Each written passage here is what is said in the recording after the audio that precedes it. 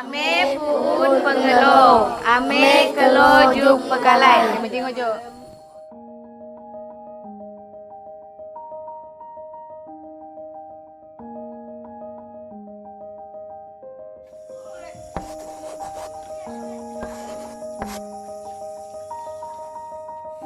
Oke, nama saya Soneta Paulus. Saya berbangsa Penan.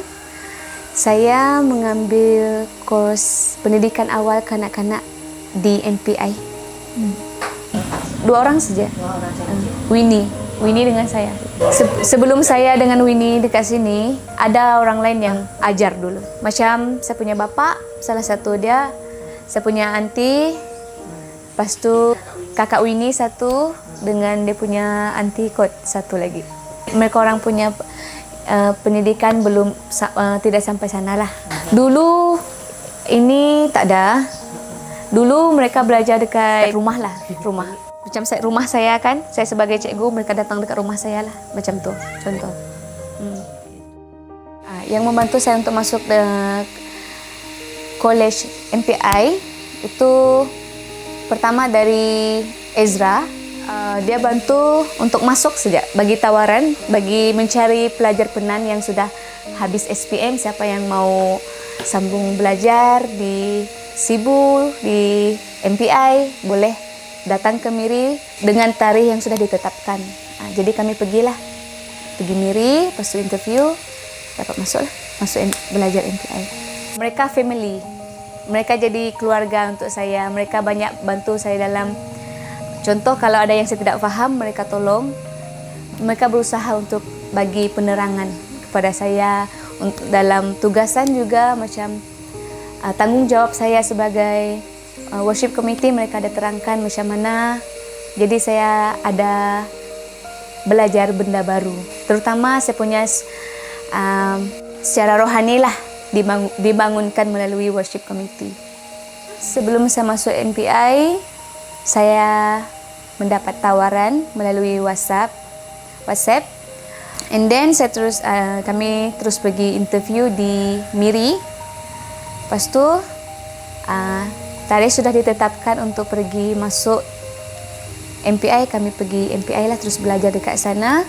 Sebelum saya mengambil bidang pendidikan awal kanak-kanak, pemikiran saya rasa pendidikan awal kanak-kanak ni dia mengajar tentang ABC saja. Dia ajar tentang nombor 1, 2, 3 saja. Tapi setelah saya masuk belajar, saya dapat tahu tentang kita perlu banyak skill dalam mengajar budak-budak. Kita kena ada strategi macam mana mau handle budak yang aktif dalam kelas, macam mana mau handle budak yang macam susah mau communicate. Saya banyak belajar benda macam tu, benda baru bagi saya, pengalaman baru. Selepas bekerja, saya rasa saya dapat benda baru, macam saya jumpa banyak budak, kanak-kanak yang dia punya karakter lain-lain. Saya kena berusaha untuk berfikir cara yang bagus, cara yang baik untuk mengatasi masalah dalam kelas. Saya kena cari tahu macam mana saya kena bagi budak ini. Selepas kerja dekat sini, saya dapat tengok perbezaan lah. Kalau dulu semasa saya belajar di MPI, saya praktikal di Taska atau Tadika yang di bandar lah. Kanak-kanak dekat sini dia lambat belajar, mereka macam kurang terdedah dengan pengetahuan luar. Bagi saya susah untuk ajar mereka lah. Ada cabaran. Apa yang saya dapat dekat sini, saya dapat tengok mereka orang punya level dengan yang lain. Jadi saya punya niat, saya punya hati terus membantu mereka. Macam tu. Sebab mereka pun bangsa saya juga, kesian.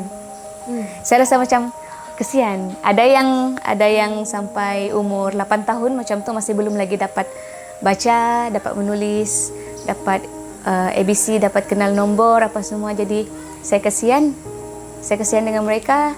Saya rasa macam saya harus, macam tanggung jawab saya untuk bagi mereka pengetahuan, bagi mereka belajar, bagi mereka tahu benda tu, macam tu. Selepas saya bekerja dekat sini, mereka ada banyak bantu.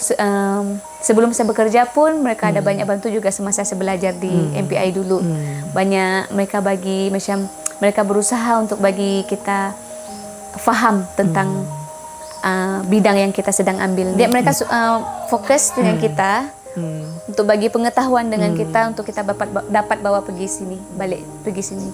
Dan untuk sekarang ni Mr. He, Miss Doreen dengan banyak lagi orang dari MPI, staff dari MPI, mereka membantu dari segi material, macam mereka bagi buku untuk cikgu ajar dengan buku panduan lah untuk cikgu ajar dengan budak-budak. Itu saya harap saya punya kampung dapat lebih maju dari segi pendidikan lah, terutamanya untuk anak-anak, untuk anak-anak yang sekarang. Generasi yang akan datang lah. Dekat dalam kampung ni, saya harap ada pengetahuan tentang dunia luar lah. Aku pun pengelok, aku lepas podotong ni.